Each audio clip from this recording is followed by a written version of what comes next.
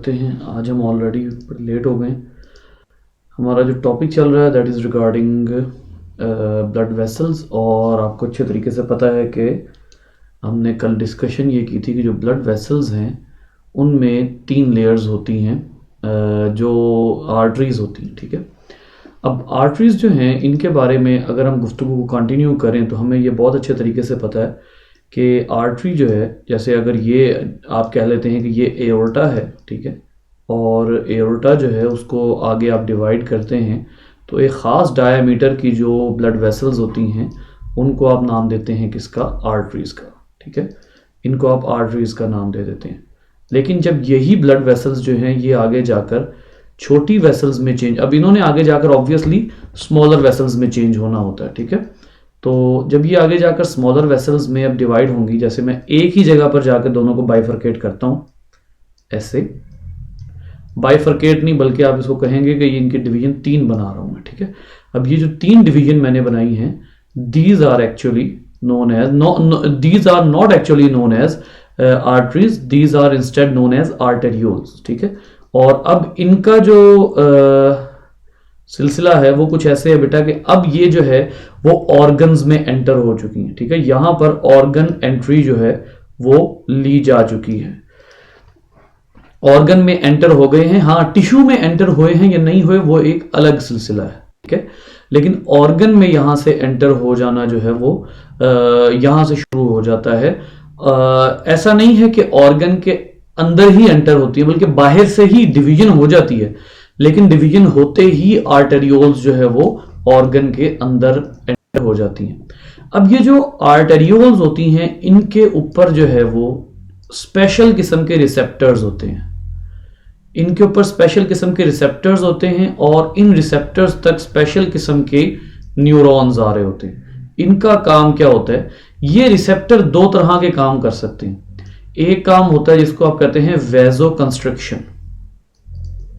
वेजो constriction क्या होता है? ये आर्टरीज से ज्यादा आर्टेरियोल्स में होता है। अच्छा, वेजो कंस्ट्रिक्शन आर्टरीज में भी हो सकता है। ठीक है, वेजो कंस्ट्रिक्शन का जो फिनोमिना है वो आर्टरीज में भी हो सकता है, लेकिन खास तौर पर इस बात को नोट कीजिएगा कि ये आर्टेरियोल्स में जो है वो ज्यादा पॉसिबली होता है। और इनका जो और दूसरा जो फिनोमिना होता है वो होता है वेजोडाइलेशन। ठीक है, अब इनके मतलब मैं आप लोगों को थोड़ा शायद पहले भी बता चुका हूं, लेकिन यहां पर मैं आप लोगों को बता देता हूं दोबारा। ये जो वेजो कंस्ट्रिक्शन है इसमें वेजो, दोनों जो वर्ड्स हैं इनमें वेजो का मतलब है वेसल्स। ठीक है, डायलेशन जो है इसका मतलब होता है एक्सपेंशन। ठीक है, एक्सपेंशन। और जो कंस्ट्रिक्शन होता है उसका मतलब होता है नैरोइंग, आप किसी चीज को नैरो करते हैं। अब इसका फायदा क्या होता है? किसी भी जगह पर वेजो कंस्ट्रिक्शन और वेजो डायलेशन करने का फायदा क्या हो सकता है बेटा? जब आप डायलेशन करते हैं, एक्सपेंशन करते हैं, तो इसके 2 नताइज निकलते हैं। एक, फ्लो इंक्रीज हो जाता है, और फ्लो इंक्रीज क्योंकि जब डायमीटर इंक्रीज होता है ना, जब वेसल का डायमीटर इंक्रीज होता है तो फ्लो इंक्रीज होता है और ब्लड का प्रेशर जो है वो डिक्रीज हो जाता है। ठीक है, जैसे ही आप जो है वो इसको डायलेट करेंगे, यानी ब्लड की स्पीड बढ़ जाएगी लेकिन जो प्रेशर है वो कम हो जाएगा। ठीक है, और नैरोइंग में इसके उलट होता है। नैरोइंग में क्या होता है कि अगर आपने किसी जगह पर फ्लो को स्लो डाउन करना है, फ्लो बिकम्स स्लो। ठीक है, फ्लो जो है वो स्लो डाउन हो जाता है और उसका दूसरा नतीजा क्या निकलता है? Pressure increases. असल में प्रेशर इंक्रीज होने की वजह से ही फ्लो जो है वो रुकता है। आप अगर किसी जगह पर प्रेशर इंक्रीज कर देते हैं तो फ्लो जो है वो कम हो जाता है, ब्लड का वॉल्यूम कम हो जाता है। ठीक है, ब्लड जो जिस जगह पर आ रहा होता है, फॉर एग्जांपल अगर आप चाहते हैं कि आपकी वेसल में ब्लड कम जाए, ठीक है, तो आप ब्लड वॉल्यूम कम करेंगे, ऑब्वियसली ब्लड का वॉल्यूम। और ब्लड का वॉल्यूम कम करने का क्या तरीका है कि जो वेसल आ रही है उसको नैरो कर दें, ब्लड का वॉल्यूम ऑटोमेटिकली कम हो जाएगा। अगर आपने किसी जगह पर ब्लड का वॉल्यूम बढ़ाना है तो आप उस जगह पर डायलेट कर देंगे तो प्रेशर डिक्रीज हो जाएगा, ब्लड ज्यादा तेजी से आना शुरू हो जाएगा और वॉल्यूम जो है वो बढ़ जाएगा। ये है वेजो कंस्ट्रिक्शन और वेजो डायलेशन का मतलब। और ये जो वेजो कंस्ट्रिक्शन और डायलेशन है ये असल में बहुत ही ज्यादा फायदेमंद होता है जब हमें इसकी खास तौर पर उसमें जरूरत होती है, भागते वक्त जरूरत होती है, इमरजेंसी में जरूरत होती है। अब वहां पर मैंने आपको क्या कहा था कि वहां वेसल्स मौजूद हैं। ठीक है, वो जो वेसल्स हैं वो असल में वेसल्स कह रहा हूं, वहां पर न्यूरॉन्स मौजूद है। वो न्यूरॉन्स असल में कमांड देते हैं कि फलां वेसल डायलेट होगी और फलां वेसल जो है वो कंस्ट्रिक्ट होगी। एक छोटी सी मिसाल दे देता हूं आपको। अगर आपको जो है वो आपने फील किया होगा कि अगर आपने पूरे बॉडी के ऊपर जो है वो गर्म कपड़े पहने हुए हैं लेकिन हाथों के ऊपर आपने कुछ नहीं पहना हुआ तो आपके हाथ ठंडे हो जाते हैं। आपके हाथ ठंडे क्यों होते हैं? खास तौर पर उस जगह पर जो है वो वेजो कंस्ट्रिक्शन कर दी जाती है। वेजो कंस्ट्रिक्शन क्यों? जितनी नैरो होगी ब्लड वेसल उतना ही ब्लड कम आएगा आपके हाथों में। और वो होता यह है कि आपका जो ब्लड है वो असल में मुख्तलिफ ऑर्गन्स की हीट कैरी की होती है। उसमें ब्लड में वाटर है बहुत ज्यादा, मुख्तलिफ ऑर्गन्स की हीट कैरी की होती है। ये जो मुख्तलिफ ऑर्गन्स की हीट कैरी की होती है ना ब्लड ने, इसमें क्या होता है कि ब्लड अगर चला गया ऐसी जगह पे जहां से हीट लॉस होने का अंदेशा है, जहां से हीट लॉस होने का अंदेशा है, तो बॉडी की हीट लॉस हो जाएगी। अब क्या होगा कि आपके हाथों तक आते आते ब्लड वेसल नैरो हो जाएगी, और जब ब्लड वेसल नैरो होगी तो कम हीट लॉस होगी, हाथ आपके इसीलिए ठंडे रहते हैं। लेकिन अच्छा, दूसरा जो इंपॉर्टेंट पॉइंट है जहां खास तौर पर जो है वो की जाती है वेजो कंस्ट्रिक्शन, वो है पैर, और खास तौर पर तब जब आपने ना पहनी हो, जुराबे ना पहनी हो, ठीक है, तब वेजो कंस्ट्रिक्शन कर दी जाती है। हीट को लॉस होने से रोका जाता है, कम से कम ब्लड है। ब्लड जितना ज्यादा वॉल्यूम में आएगा उतना ही ज्यादा लॉस होगा। तो इसकी एक और वजह भी होती है हाथ ठंडे होने की, नाक ठंडे होने की और पैर ठंडे होने की, लेकिन वो फिलहाल मैं आप लोगों के साथ डिस्कस नहीं कर रहा, फिलहाल इसी को जहन में रखिए। तो ये वेजो कंस्ट्रिक्शन और डायलेशन जो है ये इस लिहाज से बहुत इंपॉर्टेंट है और खास तौर पर आर्टेरियोल्स में होती है। और ये काम दो चीजें करवा सकती हैं, एक तो ये वेजो कंस्ट्रिक्शन और वेजो डायलेशन करवा सकती हैं न्यूरॉन्स, और दूसरा ये कौन करवा सकते हैं? हॉर्मोन्स। स्पेशल हॉर्मोन्स होते हैं जो कि कंस्ट्रक्शन और डायलेशन करवा देते हैं हमारी इन वेसल्स की, ठीक है। तो अभी तक ऑर्गन में एंट्री तो ले ली है इन वेसल्स ने, लेकिन एक्सचेंज शुरू नहीं हुआ। इन चीजों का एक्सचेंज, किसी भी चीज का एक्सचेंज शुरू नहीं हुआ। अभी भी ये इतनी थिक जरूर है कि जब ये एंटर होगी तो अभी भी कोई एक्सचेंज पॉसिबल नहीं है। अब आइए इसके बाद क्या होता है। फॉर एग्जाम्पल अगर मैं उसी तरह की वेसल यहां बनाता हूं, ऐसे, फिर ऐसे और फिर ऐसे, ठीक है, ये तीन वेसल्स यहां बना दी। इसके बाद हम इसको अगर मजीद जो है वो डिवाइड करते हैं तो ये जो डिवीजन है ये हमें क्या बताती है कि अब जो ब्लड वेसल्स डिवाइड हो रही हैं, now these are becoming the capillaries, ठीक है। ये बहुत ही नैरो वेसल्स में डिवाइड होंगी, और जब ये नैरो वेसल्स में डिवाइड होंगी तो इनके अंदर इनकी जो लेयर रह जाएगी वो बेसिकली सिंगल लेयर रह जाएगी। ये थोड़ी सी वाइड हो गई। इनकी जो लेयर, अगर मैं इसको जो है वो थोड़ा सा यहाँ पे आपको मैग्नीफाई करके दिखाता हूँ, तो अब इनका क्या सिलसिला होगा कि ये एक पूरी वेसल है जिसके बारे में आप कह सकते हैं कि इसके अंदर होते हैं सेल्स। सबसे पहले तो हम यूं करते हैं, हम इस वेसल को जो है वो इसका सेक्शन नहीं काटते बल्कि इस वेसल को ही मैग्नीफाई करते हैं। जब आप इस वेसल को मैग्नीफाई करते हैं ना तो आपको पता ये लगता है कि ये एक वेसल कई तरह के सेल्स पर मुश्तमिल है। ये एक वेसल है और इस वेसल में इस तरह से सेल्स मौजूद हैं, ऐसे ऐसे, फिर उसके बाद ऐसे, ये। अब जरा गौर कीजिएगा, मैं ना एक चीज बनाने लगा हूं, आपने गौर करना है। सिर्फ जहां जहां मैं ब्लू डॉट बनाऊंगा सिर्फ वहां पर सेल है, उसके अलावा सेल नहीं है, उसके अलावा पोर है। ये देखिए, ये अब 3 पॉइंट्स आपको नजर आ रहे हैं, एक ये वाला, एक ये वाला और एक ये वाला। ये जो 3 पॉइंट्स हैं दीज आर एक्चुअली पोर्स, और इनको आप मेडिकल लैंग्वेज में या टेक्निकल लैंग्वेज में कहते हैं फेनेस्ट्रेशंस। इनको आप फेनेस्ट्रेशंस कहते हैं, ठीक है। ये फेनेस्ट्रेशंस जो होती हैं ये डिफरेंट कैपिलरीज में डिफरेंट होती हैं। ये फेनेस्ट्रेशन जितनी ज्यादा और जितनी वाइड होंगी ना उतना ही ज्यादा एक्सचेंज होगा। फॉर एग्जाम्पल, खास तौर पर एक फेनेस्ट्रेशन जो है उसका जो एरिया है वो बहुत ज्यादा मैटर करता है। मैं अब आपको इसकी एग्जांपल देता हूं। हमारे आमतौर पे जो फेनेस्ट्रेशन होती है, जो पोर होते हैं, उनमें से क्या क्या कुछ पास हो सकता है? वाटर पास हो सकता है, ठीक है। इसमें से जो है वो ऑक्सीजन पास हो सकती है, इसमें से जो है वो कार्बन डाइऑक्साइड पास हो सकती है, या somewhat smaller molecules, smaller organic molecules इसमें से पास हो सकते हैं, जैसे डिफरेंट किस्म के छोटे छोटे मॉलिक्यूल्स होते हैं वो पास हो सकते हैं, ठीक है। तो ये जो स्मॉलर ऑर्गेनिक मॉलिक्यूल छोटे हार्मोन्स वगैरह हैं वो इधर से पास हो सकते हैं।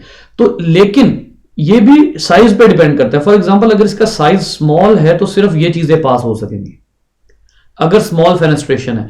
अगर फेनेस्ट्रेशन जो है वो लार्ज है तो क्या होगा, तो उनमें से सेल भी पास हो सकते हैं, उनमें से इवन सेल भी पास हो सकते हैं, और वो पास होकर जो है वो दूसरे साथ वाले टिश्यू में जा सकते हैं। अब आपको ऑब्वियसली पता है कि अगर ये मैंने कैपिलरी बनाई है, if I have drawn this vessel as a capillary, then you must know that the white blood cells also squeeze through the capillary and enters into the tissue। ठीक है, अब इस कैपिलरी जो है इसके अंदर, इसके इर्द गिर्द क्या मौजूद है, टिश्यू मौजूद है।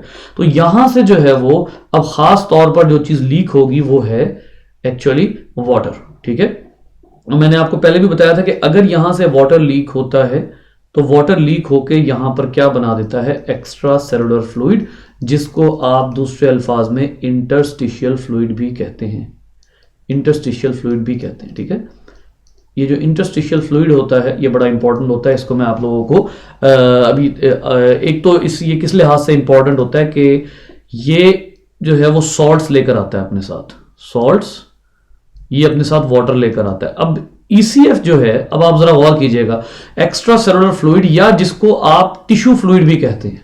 ठीक है, ये एक ही फ्लूइड के तीन नाम है, टिश्यू फ्लूइड, ECF और इंटरस्टिशियल फ्लूइड। ये जो तीनों टाइप्स के ये जो फ्लूइड है इसकी जो कंपोजिशन है, its composition depends on the blood. अगर ब्लड डिस्टर्ब नहीं है तो फिर इसकी कंपोजिशन भी जो है वो नॉर्मल रहेगी, डिपेंड्स ऑन ब्लड। और अगर इसकी कंपोजिशन जो है वो ब्लड की कंपोजिशन डिस्टर्ब हो रही है तो इसकी कंपोजिशन भी साथ ही डिस्टर्ब हो जाएगी। ये जो टिश्यू फ्लूइड है असल में ये फ्लूइड बनता है थ्रू द ब्लड की लीकेज होने की वजह से। और अब अगर ब्लड में से वाटर लीक हुआ है तो उस वाटर को फिर आप वापस भेजते हैं, उस वाटर को आप वापस भेजते हैं। स्पेशल किस्म की वेसल्स होती हैं कि जिनका कोई एंड जो ओपन नहीं होती बल्कि क्लोज्ड होती हैं। ठीक है, जैसे ये एक वेसल है। अब ये जो वेसल है ये टिश्यू के अंदर है, इस वेसल को आप कहेंगे लिम्फेटिक वेसल। ये लिम्फेटिक कैपिलरी है, और ये जो लिम्फेटिक कैपिलरी है, जब ये फ्लूइड ब्लड का लीक होकर टिश्यू में आ जाएगा ना, ब्लड से वाटर लीक हुआ, फ्लूइड लीक हुआ, टिश्यू में आया, अब टिश्यू के जरिए ये जो है वो लिम्फेटिक कैपिलरी में घुसेगा, और लिम्फेटिक कैपिलरी से ये कहां जाएगा, वापस किसके पास जाएगा, ब्लड के पास। जहां से लीक हुआ था वहां से हम इसको वापस भेजेंगे, लेकिन ब्लड में नहीं भेजेंगे बल्कि लिम्फेटिक कैपिलरी में भेजेंगे ताकि वहां से वापस ब्लड में आए। यानी अगर इसको आप यूं कह लीजिए कि अगर इस कैपिलरी में से फ्लो जो है वो इस तरफ है तो वापसी का फ्लो पॉसिबल नहीं है, वापसी का फ्लो पॉसिबल नहीं है। ठीक है, फिर क्या होगा कि यहां से इसको ब्लड तक पहुंचाने के लिए आपको लिम्फेटिक कैपिलरी का यूज करना पड़ेगा, और ये बहुत ज्यादा यूज होता है। ठीक है, आप यहां से जो है वो वेसल्स को इन वेसल्स के जरिए इस ECF को वापस भेज देते हैं, और ये लीकेज बड़ी इंपॉर्टेंट होती है क्योंकि जितने भी कंपोनेंट्स होते होने ECF में खास तौर पर सॉल्ट्स और वाटर जो सबसे इंपॉर्टेंट हैं, ये इन्हीं पोर्स के जरिए, इन्हीं वेसल्स के जरिए आते हैं, और जो एक्स्ट्रा वाटर होता है वो लिम्फेटिक वेसल्स के जरिए वापस जाता है। अच्छा, यहां पर एक अब और दो चार बातें हम कर लेते हैं। Mode of transport in blood vessels, जो ब्लड इन कैपिलरीज जो ट्रांसपोर्ट है, क्या वो सिर्फ पोर्स के जरिए होती है? नहीं, वो सिर्फ पोर्स के जरिए नहीं होती। इस बात को जानने के लिए जरा आइए हम ना एक ब्लड वेसल बनाते हैं, और ये जो ब्लड वेसल है इसके हवाले से इसमें थोड़े थोड़े बड़े सेल बना देते हैं,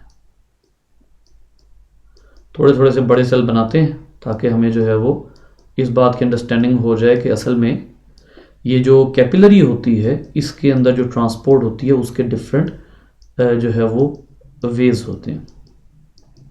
अब आपको पता है कि जहां मैंने जगह छोड़ी है खास तौर पर एक खास डायमीटर की, वहां फेनेस्ट्रेशन है। इसका मतलब है कि एक फ्लूइड आया, ठीक है, सॉल्ट आया, और वो सॉल्ट जो है वो इस पोर से लीक हो गया। वाटर आया, वाटर जो है वो इस पोर से लीक हो गया। ठीक है, ओके फाइन, ये तो हमें पता लग गया। But what about large molecules? ठीक है, लार्ज मॉलिक्यूल्स का क्या होगा? लार्ज मॉलिक्यूल्स में जनाब हार्मोन भी शामिल है।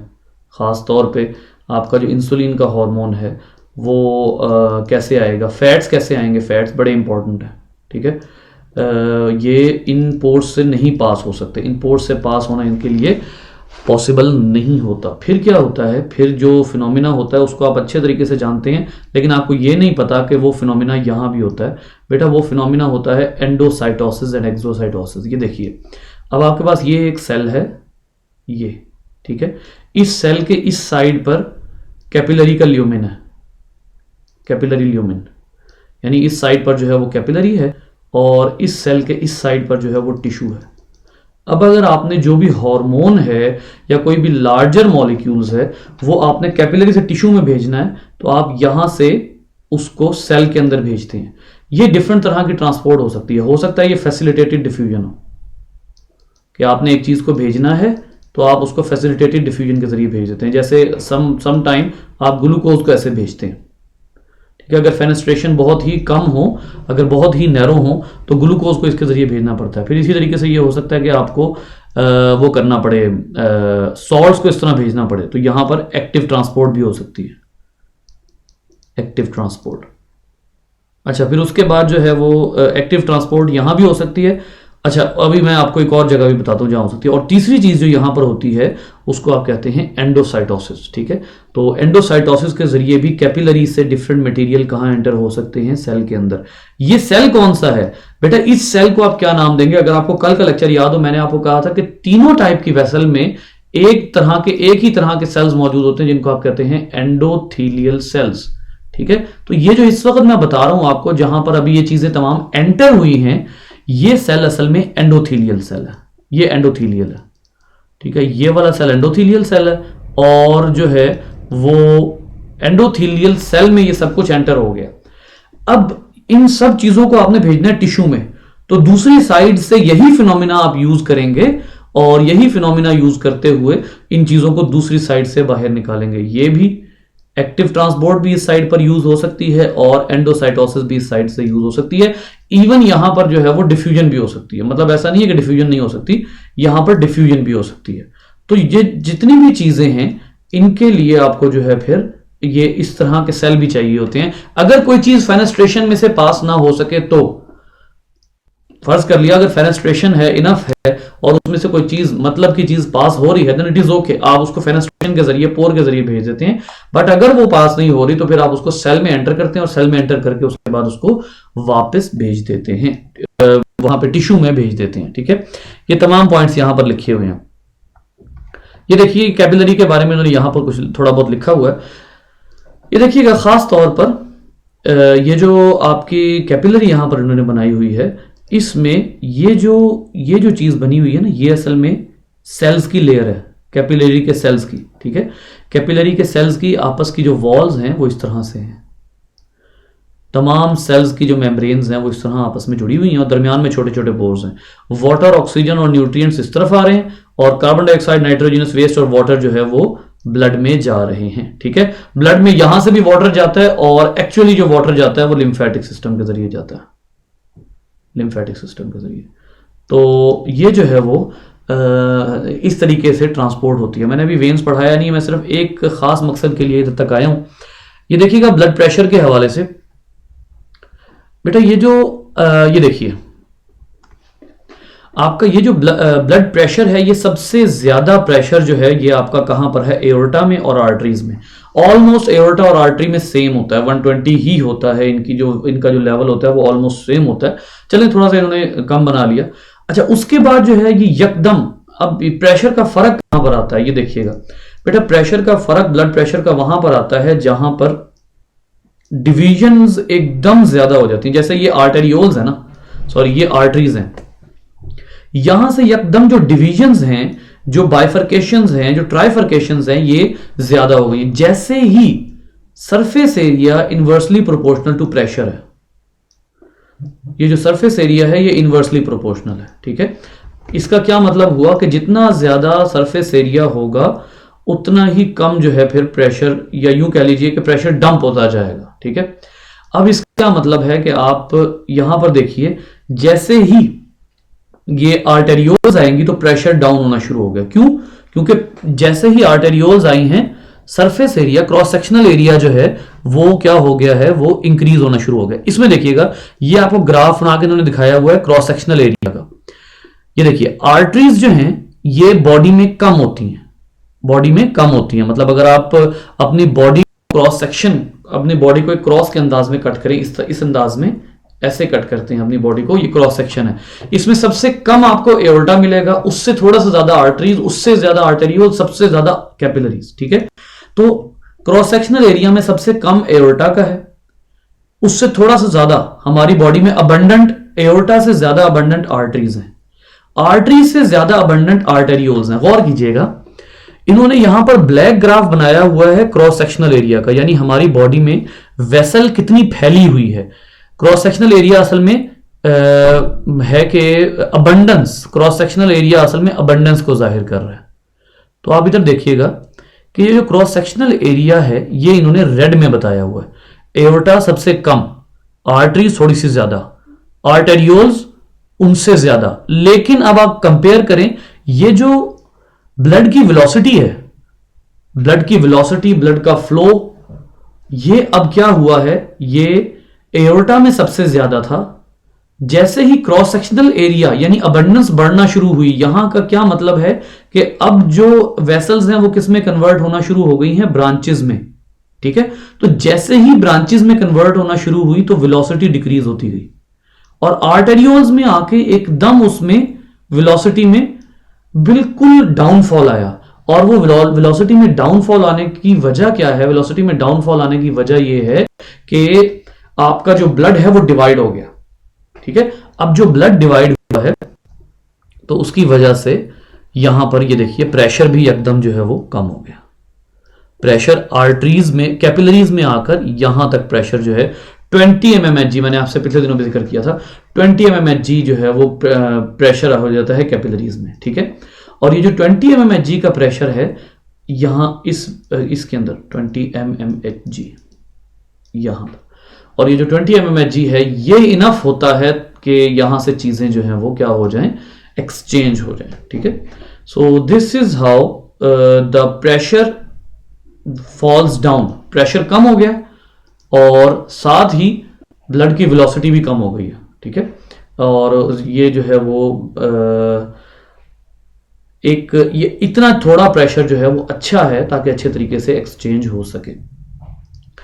अच्छा, इसके बाद आपको बहुत अच्छे तरीके से पता है कि आपके ये जो आपने डिवीजन की थी, ये वाली, ये जो आपने डिवीजन की थी, इस डिवीजन के हवाले से हम जो है वो मजीद थोड़ी सी गुफ्तगू करते हैं। हुए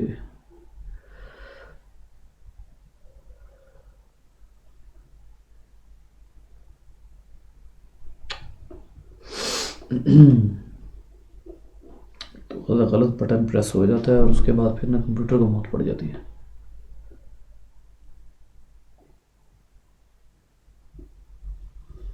क्या हो गया भाई?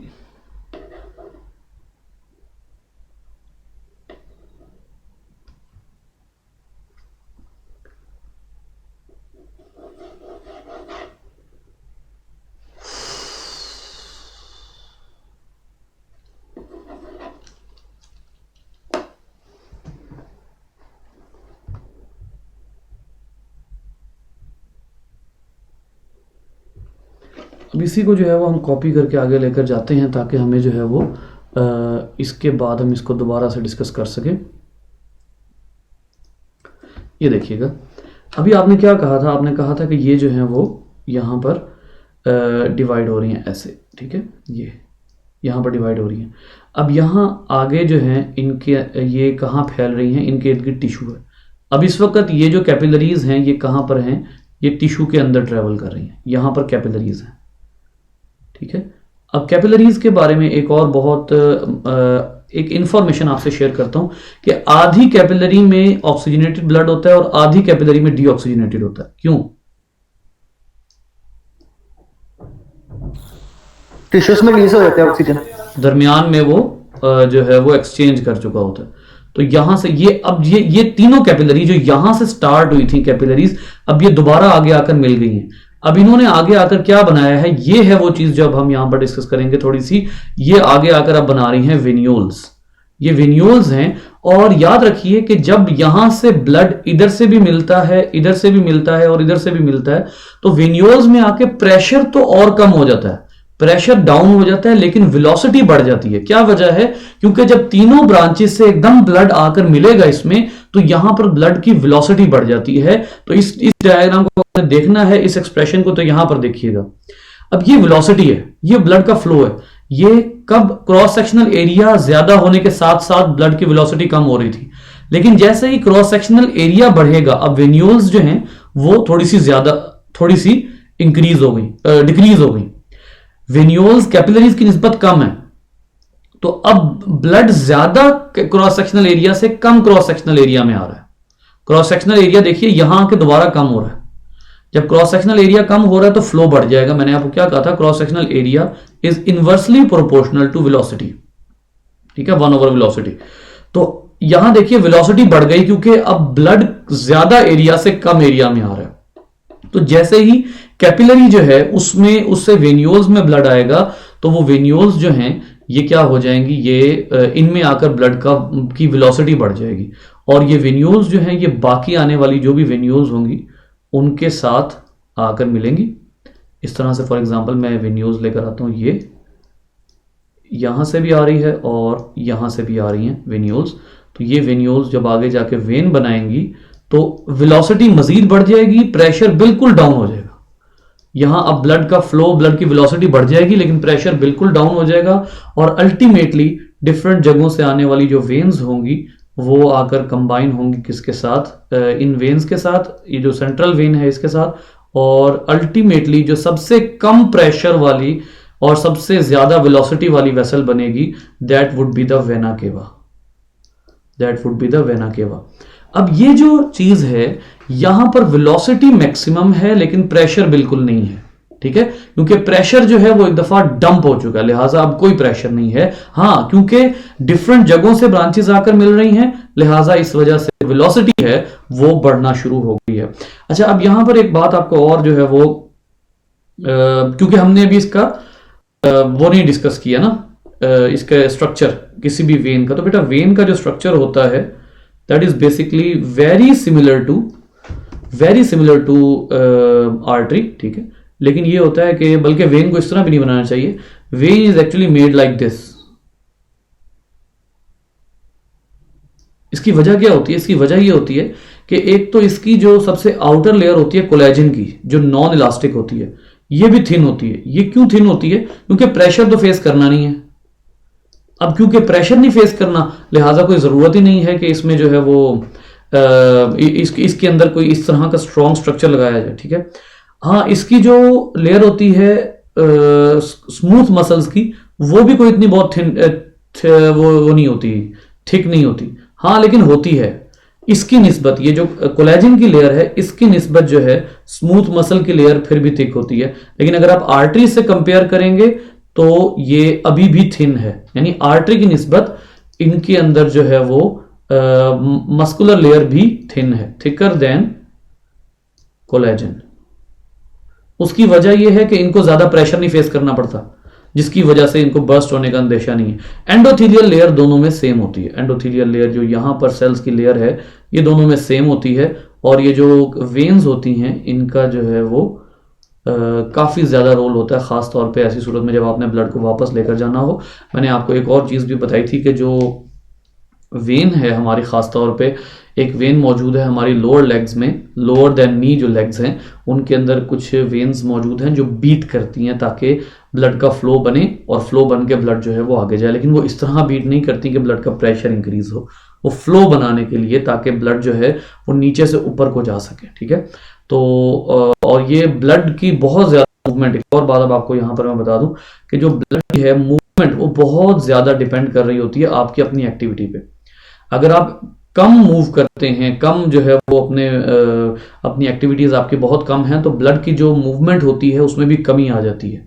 आप जितना ज्यादा अपने आप को जो है वो एक्टिवेट रखेंगे, ब्लड उतना अच्छा फ्लो करेगा, और ये फ्लो ब्लड के वापस आने में हेल्प करता है। वरना क्या होता है? वरना ये होता है कि जो आपकी लोअर लेग्स होती हैं उनका जो उनके अंदर ब्लड की क्लॉटिंग हो सकती है, या ये है कि ब्लड की क्लॉटिंग जो है वो एक और डिजीज होती है वेरिकोज वेन, वो भी बड़ी पेनफुल डिजीज होती है। आपकी वेन्स उसमें फूल जाती हैं क्योंकि ब्लड जो है वो उसके अंदर बहुत ज्यादा फ्लूइड आ जाता है, ठीक है, वहां पर ब्लड रिटेन करता है। ख़ास तौर पे फीमेल्स में ये डिजीज़ काफ़ी ज़्यादा होती है। तो ये लेकिन उन पर्सनस में होने के ज़्यादा चांसेस होते हैं जिनका जो लाइफस्टाइल है वो सीडेंटरी है, बैठे रहने का, तो उनमें ये ज़्यादा होता है। तो ये जो चीज़ है इसको जो है वो अवॉइड करना चाहिए। अपनी एक्टिविटीज़ कम अज़ कम इतनी ज़रूर रखनी चाहिए कि ब्लड का फ्लो जो है वो नॉर्मल रहे। जी बच्चे, अगर आपको कोई सवाल है तो बताइए।